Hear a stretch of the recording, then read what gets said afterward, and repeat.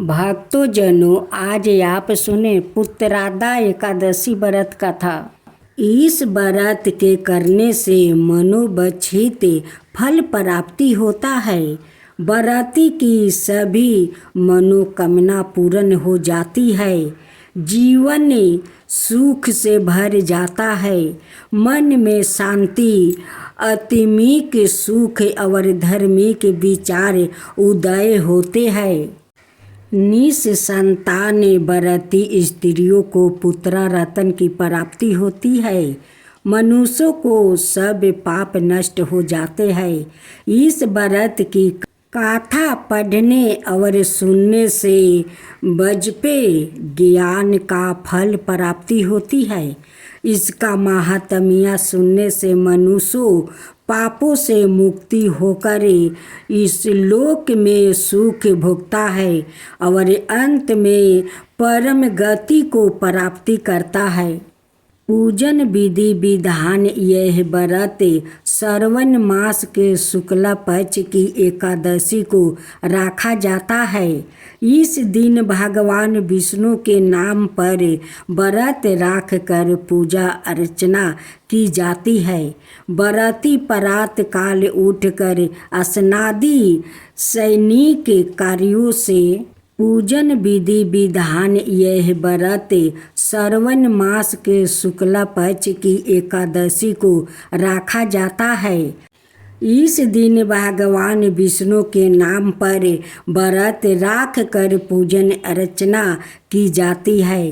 व्रती प्रातः काल उठकर स्नादि सैनिक कार्यों से निवृत्त होकर श्री हरि विष्णु भगवान की प्रतिमा को दूध दही और शुद्ध जल से स्नान कराकर रोली चंदन पुष्पा धूप दीप आदि से पूजन करके कपूर दीपक से भक्ति भगवान पूर्वक आरती करे। फिर मिष्टन का भोग लगाकर प्रसाद भक्तों में बांटे। 5 ब्राह्मणों को भोजन कराकर यश शक्ति दान दक्षिणा देकर विदा करे, उनका आशीर्वाद प्राप्ति करे। व्रत का दिन भजन कीर्तन में गुजार कर रात्रि में भगवान की प्रतिमा के पास सोए।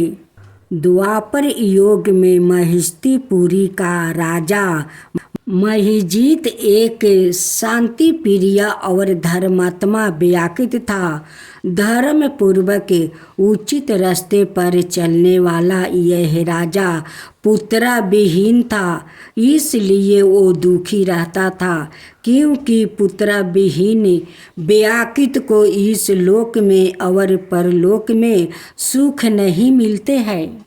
प्रजा के पुरोहित और ब्राह्मणों ने तीनों लोकों के जानने वाला महामुनि लोमस के पास जाकर राजा की दशा का वर्णन किया, तो उन्होंने कहा, यह राजा पूर्व जन्म में एक अत्याचारी धनहीन वेश्या था, जो गांव-गांव घूम कर वाणिज्य वृत्ति किया करता था। इसी एकादशी के दिन दोपहर के समय वो प्यास से व्याकुल होकर एक जलाशय पर पहुंचा, तो वहाँ गर्मी से पीड़ित एक प्यासी गाय को जलाशय में पानी पीते देखकर उसने उसे पानी पीने से रोक दिया और सवाए पानी पीने लगा। उसी दुष्ट कर्म के कारण यह राजा पुत्र विहीन है, और उन पुण्यों से जो इसने अपने पूर्ण जन्म में किया था, इसे राजा का पद मिला है। हे महामुनि, हमारे राजा का पाप दूर हो जाए और पुत्र भी उत्पन्न हो। कृपाए ऐसा कोई उपाय बताने की कृपा करे।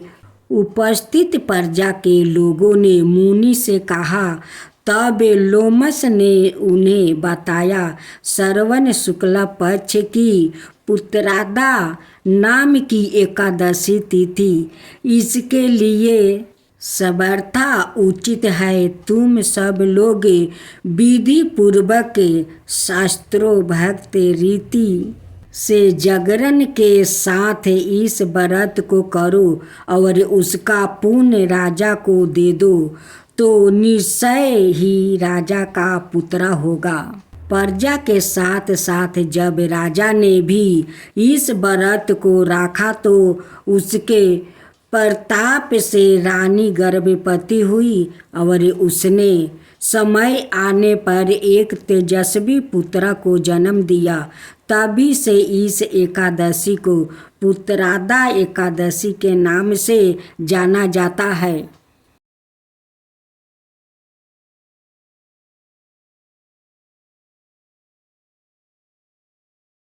भक्तजनों, आज आप सुनेंगे 11 माता की व्रत कथा।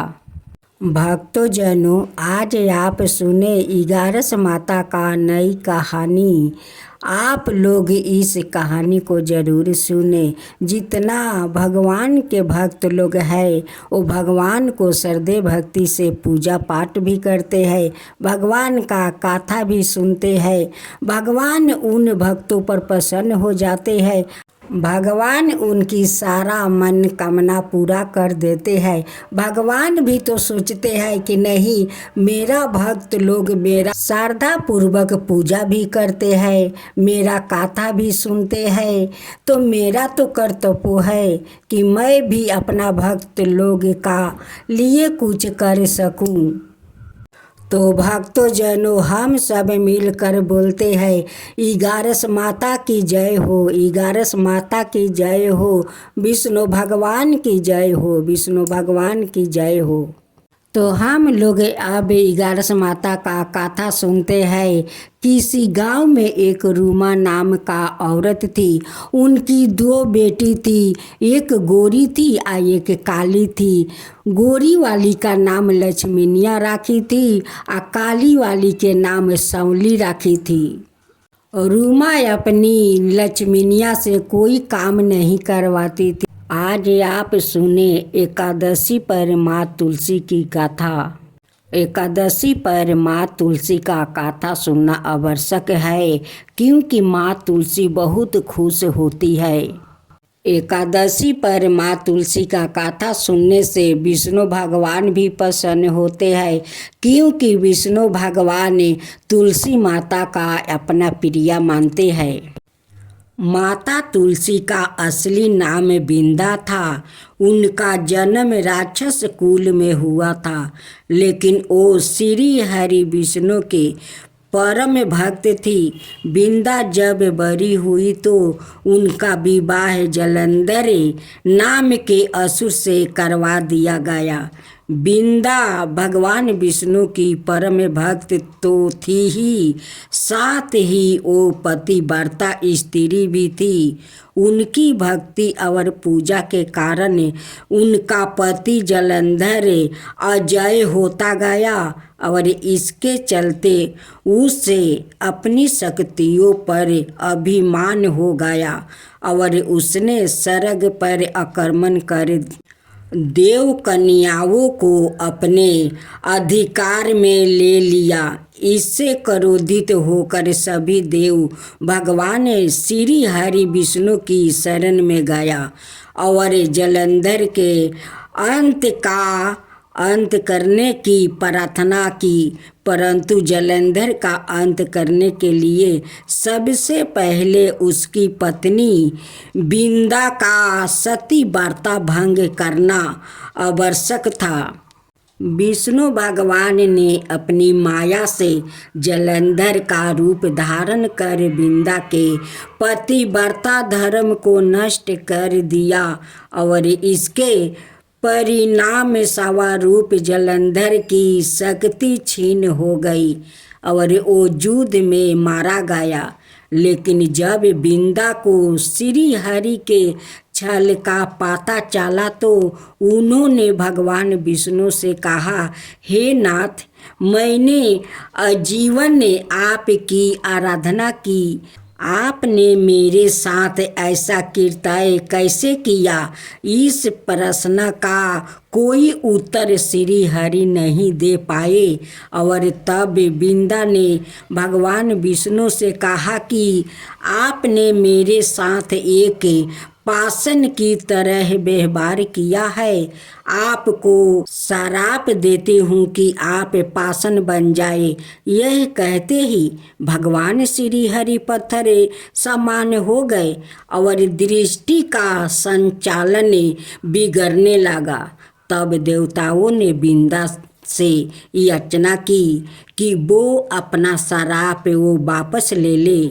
भगवान विष्णु भी बिंदा के साथ हुए छल से लज्जित थे और अंत में उन्होंने भगवान विष्णु को क्षमा कर दिया और भगवान विष्णु को श्राप मुक्त कर दिया। जलंधर के साथ सती हो गए। बिंदा की राख से एक पौधा निकला जिसे श्री हरि विष्णु ने तुलसी नाम दिया और वरदान दिया कि तुलसी के बिना मैं किसी भी प्रसाद को ग्रहण नहीं करूँगा। मेरे शालिग्राम रूप में तुलसी का विवाह होगा और कालांतर में लोग इसे स्थिति को तुलसी विवाह करेंगे। उन्हें सुख और सौभाग्य की प्राप्ति होगी। अब सुने श्री कृष्णा जन्माष्टमी। संपूर्ण भारत में पर्दापद मास में कृष्णा पक्ष की अष्टमी के दिन भगवान श्री कृष्णा का जन्म श्रद्धा और धूमधाम से मनाया जाता है।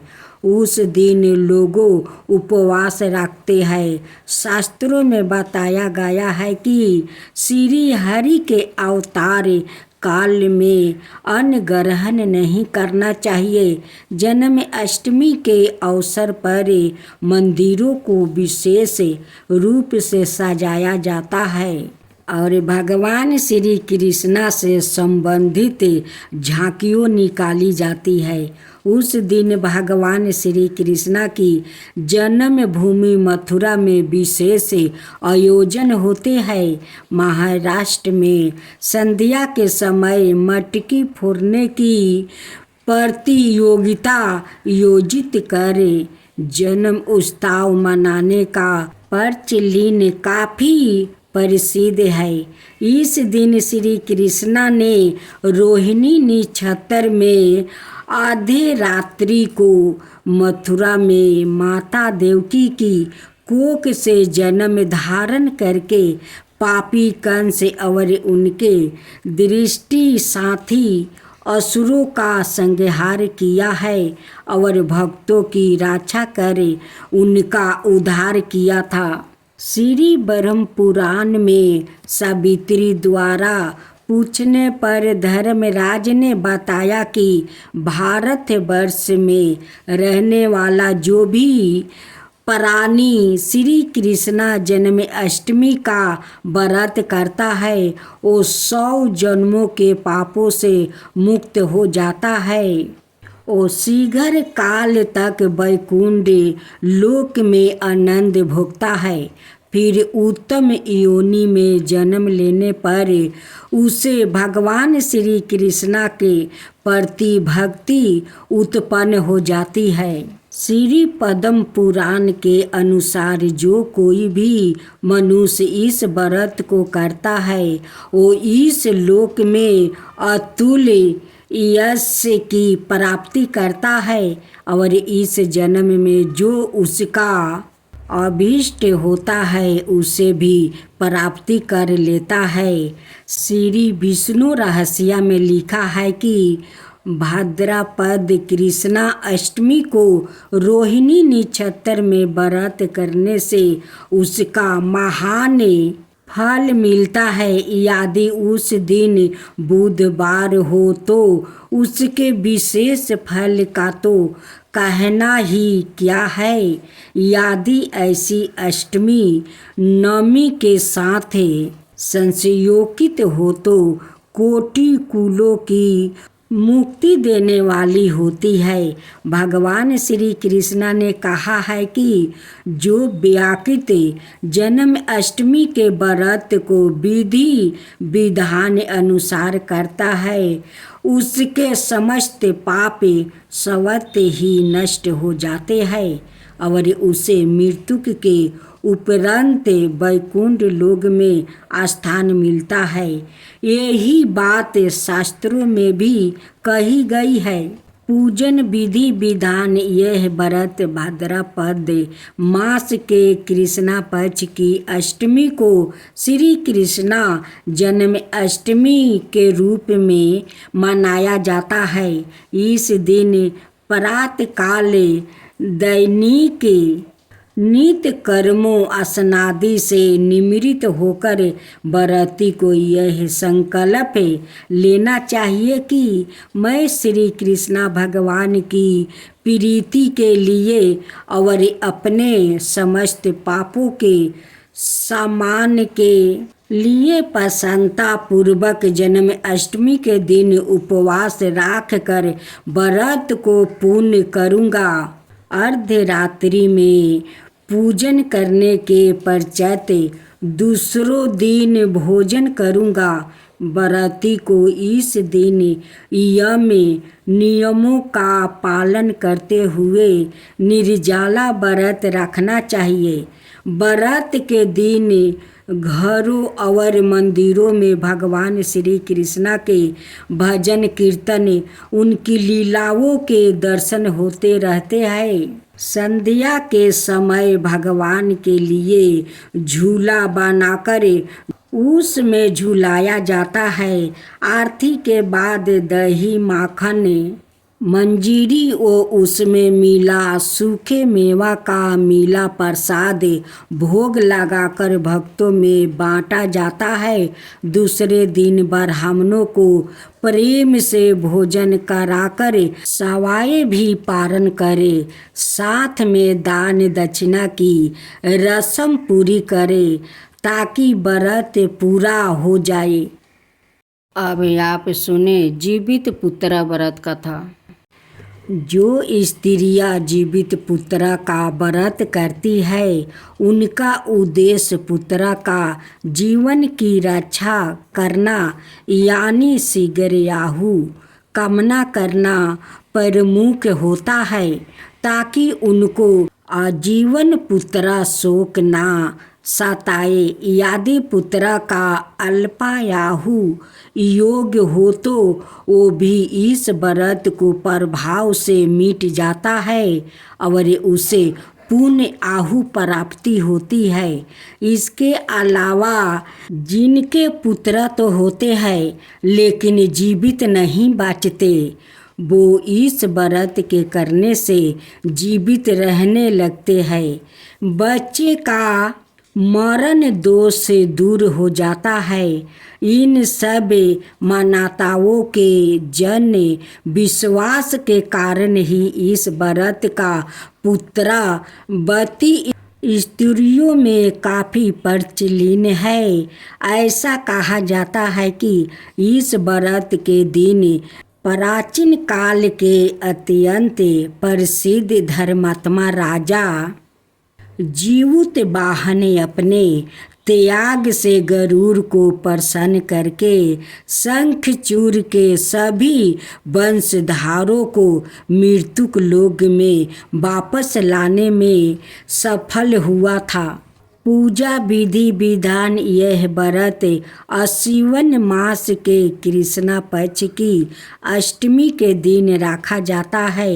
इस व्रत को करने का विधान केवल पुत्रवती महिलाओं के लिए ही है। इस दिन व्रती महिलाओं सैनिक धर्मों स्नादि से निमृत होकर भगवान सूर्य नारायण की मूर्ति को स्नान करा के विधि विधान अनुसार पूजन कर धूप दीप कपूर से आरती उतारे, बजरे और चने से बाना भोग लगाए, प्रसाद भक्तों में बांटे। अष्टमी के दिन व्रती स्त्रियां प्रातः काल में उड़द के कुछ साबुत दाने निगले जाती है, जिसका तात्पर्य श्री कृष्णा भगवान का सूक्ष्म रूप में उदर में प्रवेश माना जाता है। इस दिन व्रती निर्जला रहकर उपवास करे। 24 घंटे उपवास के बाद दूसरे दिन पारण करे। पुरोहित ब्राह्मण को सामान्य भोजन कराकर दान दक्षिणा देकर विदा करे। और यह भी विधान है कि अपने पुत्र के गले में काले या लाल रंग के रक्षा सूत्र या धागे को पहनावे। इसके पश्चात सवाए भोजन करे। इस दिन उड़द और गेहूं के दाना का 12 महात्म्य बताया गया है। शास्त्रों में व्रत के दिन काटे हुए फल और साग खाना वर्जित किया गया है। इसलिए प्राय सभी स्त्रियों ब्रह्म बेला में ही दही चिवड़ा का भोग लगाकर पशु पंछियों के लिए थोड़ा भाग निकाल देती है और तब सवाए खाती है। मंगल कामना की यह परिपाटी विभिन्न क्षेत्रों में विभिन्न रूप में मनाई जाती है।